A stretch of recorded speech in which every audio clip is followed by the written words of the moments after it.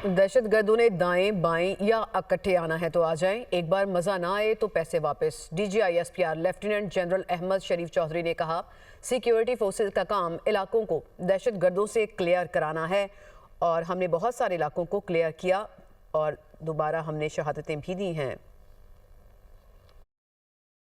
तो ये 2026 कैसा होगा? It will depend on how we stand, how we react. Because जो दूसरी तरफ है उसकी विल तो क्लियर है। वो जो हिंदुस्तान है उसने तो आपको नहीं तस्लीम करना, उसे तो आपके वजूद से बिल्कुल, उसको आपके वजूद को तस्लीम करने को तैयार नहीं है।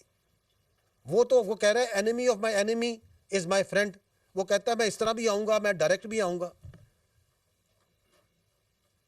तो ये जो आपकी तकदीर है ये मेरे और आपके और हम सब के हाथ में है, और हमारी लीडरशिप के पास मुकम्मल क्लैरिटी है, चाहे वो पॉलिटिकल लीडरशिप है, मिलिट्री लीडरशिप है, और हमारे अवाम के पास भी क्लैरिटी है।